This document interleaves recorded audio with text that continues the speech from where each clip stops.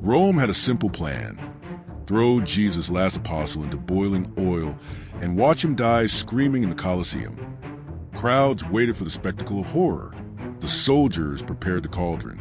The oil bubbled at temperatures that melt flesh in seconds. John was dragged in, thrown into the liquid hell, and the impossible happened. He didn't die. He didn't burn. He felt no pain. He emerged unscathed while the entire empire watched in terror. What you are about to discover in this video will shake everything you thought you knew about miracles, about the power of God, and about how far he will go protect those who carry his message. I'm going to take you through moments that seem like a Hollywood movie, but are real historical facts. The day John survived boiling oil and terrified Emperor Domitian. The beginning of his story alongside Christ. The brutal exile to a prison island where, instead of dying forgotten, he received the most powerful visions about the apocalypse, heavenly battles, the throne of God, the end of time, and the triumphant return that proved a devastating truth. When God marks someone with eternal purpose, there is no cauldron, no empire, nothing in this world capable of silencing that voice. Every second of this video will show you why this is the most underrated and explosive story in the Bible. Stick around because what comes next will give you goosebumps. Imagine the scene. The Colosseum packed, thousands of eyes fixed on an elderly man being dragged into a giant cauldron of boiling oil. John, the disciple whom Jesus loved, the last apostle still alive, was there not for any crime, but because he refused to do something that went against everything the Holy Bible taught, worshiping an emperor as if he were God. Domitian, the guy who ruled Rome at the time, had this habit of thinking he was divine, you know? And anyone who didn't go along with this nonsense faced terrible consequences. Well, John said no, and it cost him dearly. What happened that day became one of the most impressive curiosities of the Bible and Christian history. Before John was there in the Colosseum, seconds before being thrown into boiling oil, a fact that we will uncover here, there is a whole story that needs to be told. How did a simple fisherman from Galilee end up becoming the target of the most powerful empire in the world? How did that young man who mended nets alongside his father become Jesus' beloved disciple, the last living apostle, the man Rome couldn't kill? The answer begins decades earlier, on an ordinary morning by the Sea of Galilee. John was working with his brother James and his father Zebedee when Jesus appeared and spoke just 3 words that changed everything. Follow me. Matthew 4 verses 21 to 22. There was no detailed explanation, no promise of comfort or security. But something in the gaze of that carpenter from Nazareth made John drop his nets on the spot, abandon the family business, leave his planned life behind, and simply go. The Bible says that they immediately left the boat and their father and followed him. Immediately, without thinking twice, without packing their bags. They just went. And it was that instant decision, made in a split second on that beach, that would decades later place John before that smoking cauldron in Rome, refusing to deny the man he had chosen to follow. But John was not perfect. Far from it. He was an explosive, temperamental young man, the kind who settles things with his fists. Jesus even gave him and James a nickname, Boanerges, which means sons of thunder, Mark 3 verse 17. Imagine the scene. When a Samaritan village rejected Jesus, John and James were so furious that they asked, "Lord, do you want us to call down fire from heaven to consume them?" Luke 9 verse 54. They literally want to call down fire from heaven to burn people alive just because they didn't welcome Jesus. That was the original John, impulsive, violent, full of righteous anger but completely out of control. But Jesus didn't give up on him. On the contrary, it was precisely this explosive fisherman that Jesus chose to be part of his inner circle. Together with Peter and James, John witnessed things that the other disciples did not see. He was there when Jesus raised Jairus' daughter from the dead, Mark 5 verse 37. He climbed the mountain of Transfiguration and saw Jesus shining like the sun talking to Moses and Elijah, Matthew 17 verses 1 to 2. He entered Gethsemane in the darkest hours before the crucifixion and saw Jesus sweating blood in anguish, Luke 22 verses 39 to 44. Each experience transformed the human thunderbolt into something completely different. The fire was still there, but now it was controlled, directed, purified. The real transformation took place at the Last Supper. There in that room, while Jesus washed the disciples' feet and broke bread for the last time, John did something that no other disciple had the courage to do. He leaned his head on Jesus' chest. John 13, verses 23-25. The Bible clearly states, "Now one of his disciples, the one whom Jesus loved, was reclining at Jesus' side." The one whom Jesus loved. This title does not mean that Jesus loved John more than the others. It means that John understood Christ's love in a way that no one else grasped. He was not afraid of intimacy. He was not ashamed to show affection. He did not care what others would think. While Peter kept asking questions and Judas plotted betrayal, John was simply there, heart to heart with the Messiah, absorbing every beat, every breath, every second of that moment. And it was this closeness that made Jesus, there on the cross, look down amidst his agony and entrust his own mother to John's care. "Woman, behold your son, behold your mother." John 19, verses 26-27. Jesus was dying, bleeding, suffocating, and yet his concern was to ensure that Mary would have someone. And who did he choose? John, the beloved disciple, took Mary to his home that same day and cared for her until the end of her life. After Jesus' resurrection and ascension, John became an unstoppable force. While the apostles were persecuted, imprisoned, and killed one by one, John continued to preach steadfastly in Jerusalem, Ephesus, and throughout Asia Minor. He saw Peter crucified. He saw Paul beheaded. He saw James, his own brother, die by the sword of Herod, Acts 12, verse 2. One by one, his friends fell. But John, he did not fall. No matter how many times they arrested, flogged, or threatened him, he returned to the streets and continued to speak about the risen Jesus. The authorities did not understand how that stubborn old man simply would not die and would not shut up. Decades passed, and John grew old and tired, but never weak in faith. Until Domitian took the throne in Rome with his psychotic obsession with being worshipped as a god. Messengers from the emperor arrived in Ephesus with the order: burn incense to the emperor and declare that Caesar's Lord or die. Imagine John, already over 80 years old, looking at those soldiers and responding with a firm voice: "I have only one Lord, and he is seated at the right hand of God the Father. Your emperor, he is just dust that will turn to dust." That was it. Death sentence signed on the spot. That's how John was dragged to Rome in chains, tried as a traitor, and sentenced to the most humiliating death possible. As he walked into that crowded Colosseum, as he saw the giant cauldron bubbling with boiling oil in the center of the arena, do you think he felt fear? Maybe. He was human. But do you know what was stronger than fear? The memory of that morning on the beach when he left everything behind to follow Jesus. The memory of Christ's chest beating against his ear at the Last Supper. The memory of seeing the empty tomb and Jesus alive, saying, "Peace be with you." John 20, verse 19. That entire journey, from explosive fisherman to elderly apostle, was about to be tested in literal fire.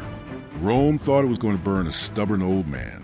It had no idea that it was about to witness a miracle that would prove, in front of thousands, that the God John had served since that beach in Galilee was real, powerful, and never leaves his children alone.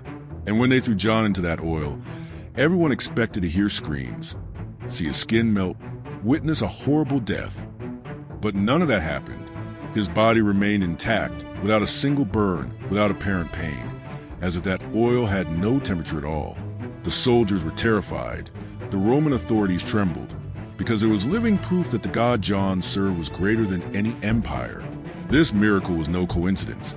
It was a pure demonstration of divine power protecting the one who carried eternal messages about Jesus.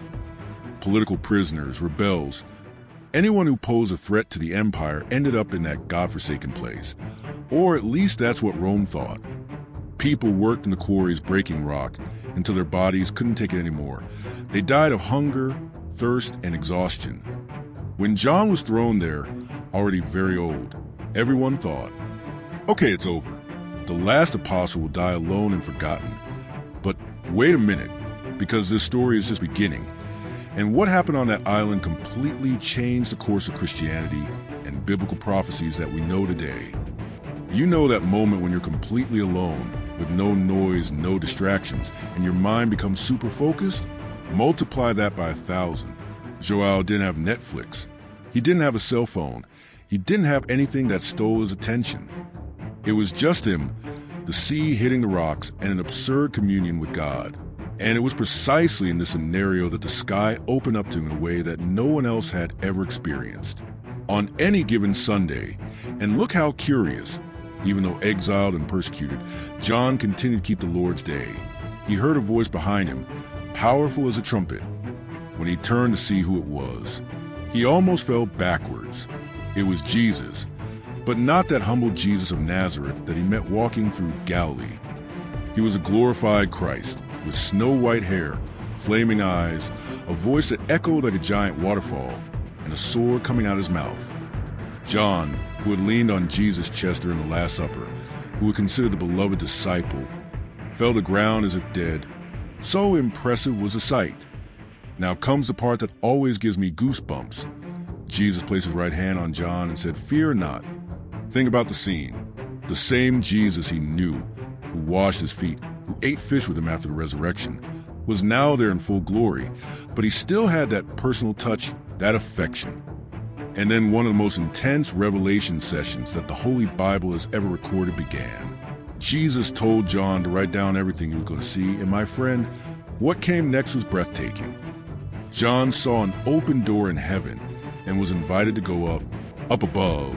He saw the throne of God surrounded by a rainbow, 24 elders with golden crowns, for heavenly creatures full of eyes chanting, "Holy, holy, holy." He saw a book sealed with 7 seals that no one in heaven, on earth, or under the earth could open. John even cried because no one was worthy, until the Lamb appeared, Jesus, who had been killed but was alive, and only he could open those seals. Every detail that John recorded became a source of in-depth biblical study, full of interesting facts about the Bible that still bother scholars' heads today. The visions continued rolling one after the other, like a movie that you can't pause because it's too good. John saw spiritual battles going on behind the scenes of human history, angels blowing trumpets that unleashed judgments on the earth, a red dragon trying to devour a child, a beast rising from the sea with 7 heads and 10 horns demanding worship. He also saw the mysteries of the Bible being revealed. The fall of the great Babylon that represented all the corrupt systems of history, the wedding of the Lamb, which is a final union of Christ with his church, the judgment of the great white throne where each person would be accountable. And look how incredible, in the midst of all these heavy apocalyptic visions, John also saw pure hope. New heavens and new earth, the new Jerusalem descending from heaven like a bride adorned, God wiping away every tear, death being cast in the lake of fire, a river of water of life as clear as crystal. These biblical prophecies were not just about destruction. They were about complete restoration, about God making all things new. Think with me. While Domitian toasted in Rome thinking he had solved John's problem, the apostle was receiving the most complete revelation about the future of humanity and God's eternal plan. Rome thought exile meant an end, but God turned it into a beginning. John wrote everything in detail, and even asked not to seal the words of prophecy, because the time was near. The biblical verses that were born there on Patmos are so profound that entire generations have dedicated their lives to the biblical study of this book. The biblical curiosities present in the apocalypse are infinite. The number 666, the 144,000 sealed, the 1,000 years of reign, the tree of life that produces 12 fruits. Each symbol carries layers of meaning. Each vision points to the central biblical truth. Jesus Christ is the Alpha and the Omega, the beginning and the end, the one who was, who is, and who is to come. What seemed to be Rome's attempt to erase John from history became precisely the moment in which he recorded for eternity messages that echo to this day, revealing biblical facts that no empire could ever silence. When Domitian finally passed away, the new Emperor Nerva looked at the archives and thought, "Man, there are too many people arrested for bullshit here." And that was when Joel received the news that would change everything. He could return. Imagine the scene. An elderly man, white hair, skin marked by the scorching Patmos sun, body frail from age and brutal exile, receiving the order for release. But here's the detail that chills you. The body was broken, but his spirit? My friend, that was pure fire. John had spent years in isolation, receiving heavenly revelations, writing about the most profound mysteries of the Bible that humanity has ever seen. He returned to Ephesus not as a defeated old man who survived by luck. No, he returned as a walking legend, a living monument of God's faithfulness. The Christians of Ephesus didn't just welcome back a leader. They welcomed the guy who had literally laid his head on Jesus' chest during the Last Supper, who had seen Lazarus come out of the tomb, who had witnessed the transfiguration on the mountain. John was a living bridge between Christ and the new generations. And do you know what message he repeated every day until he died? Little children, love one another. Simple? Perhaps. But coming from someone who had crossed boiling cauldrons and mortal exiles for the love of Jesus, each word weighed tons. Now pay close attention, because here things get absurdly interesting. John didn't return from Patmos empty-handed, you know? He brought with him manuscripts that would literally change the course of Christian history forever. The Gospel of John is not like the other three. While Matthew, Mark, and Luke tell what Jesus did, John reveals who Jesus is from before the foundation of the world. In the very first verse, boom, in the beginning was the Word, and the Word was with God, and the Word was God. This is explosive. John is saying that carpenter from Nazareth who walked through Galilee was God himself in the flesh. His epistles delve deep into concepts that turn any Bible study into a marathon of discoveries.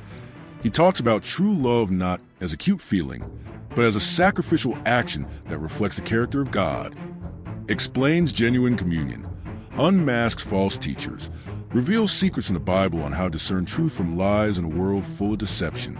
Each biblical verse that John wrote carries the authority of those who lived it firsthand, of those who paid the price for these truths. And the apocalypse?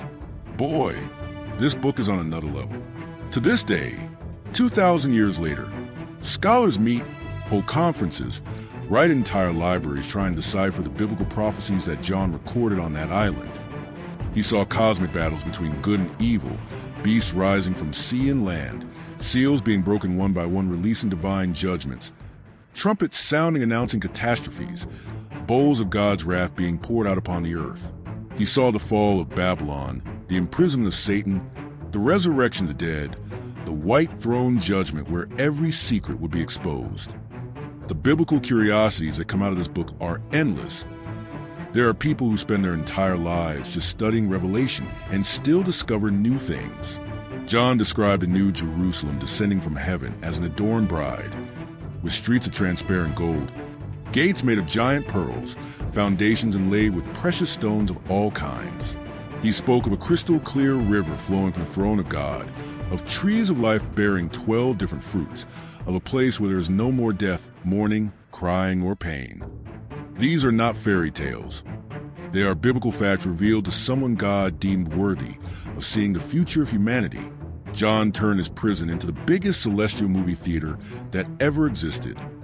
But going back to Ephesus, to the daily life of this giant of faith in the last years of his life, tradition has it that John became so old that he could no longer walk alone. The disciples had to carry him to services. And yet, even though he was physically weak, his voice echoed with authority that made the entire room silent. He taught about Jesus with a passion that only those who really knew the Master could have. He talked about stories from the Bible that he had personally experienced.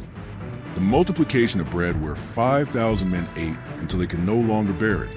Jesus walked on the water while the disciples almost died of fear in the boat. The healing of the man born blind who for the first time saw his own mother's face. Joel told these stories not as ancient legends, but as vivid memories that still burned in his chest. And when someone asked about interesting facts about the Bible or asked for explanations about divine mysteries, he responded with the wisdom of someone who had drunk straight from the source. Young Christians crowded around him wanting to absorb every word, every teaching, every fragment of biblical truth that came out of that blessed mouth. John became the most sought-after mentor, the most respected sage, the most valuable bridge between the first generation of Christ's followers and those who would come after. Joel's death was peaceful, surrounded by people he loved, at peace with God and with himself. But don't be fooled into thinking it was a melancholy or sad ending. It was glorious. That man had completed the most insane marathon in history. He had survived an execution that should have killed him instantly. He had transformed a mortal exile into a divine encounter. He had recorded revelations that humanity would study for millennia. Joel proved a truth that needs to explode in your mind now. When God puts purpose in someone, there is no force in the universe capable of aborting the plan. Rome tried literally everything. They threw him into boiling oil thinking he would become a barbecue. Isolated him on a desert island hoping he would die of loneliness and despair. They tried to erase his name and his message from history. Each attempt to destroy John resulted in something monumentally bigger and more impactful. The Bible's curiosities related to his life show an incredible divine pattern. God transforms the greatest opposition into a springboard for even greater glory. And this truth is not just historical. It is current. It is for you. It is for anyone who chooses to remain faithful even when the whole world seems to be falling apart. Joel left marks so deep that not even 2,000 years could erase them. And this is just the beginning of what needs to be revealed. So, did you already know this full story? Did you know that John had survived boiling oil before writing Revelation? Or did you think he had simply lived a quiet life and died of old age?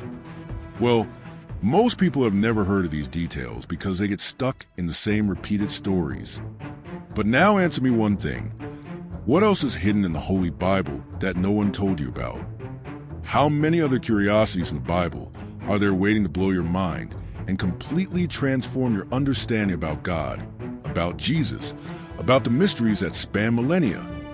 Think with me. If John survived the impossible and used persecution to reveal eternal biblical prophecies, what other extraordinary biblical facts are documented and ignored? What other secrets from the Bible can radically change your faith and your worldview? John's story proves that there's a power operating beyond all logic, but this is just the tip of the iceberg. Are you ready to dive deeper? Or will it remain on the surface, along with the majority who never discover the full biblical truth? If you want to continue discovering these powerful stories, these biblical verses that few truly understand, this in-depth biblical study that goes beyond the obvious, then subscribe to the channel now and activate the notification bell. Because every week I bring you stories from the Bible that will challenge everything you thought you knew. And look, I separated another special video for you that is appearing on the screen now. Click on it because there you'll unveil even deeper mysteries of the Bible, biblical curiosities that will continue this journey of discovery that began here. Don't miss the next revelation. It might be even more shocking than this.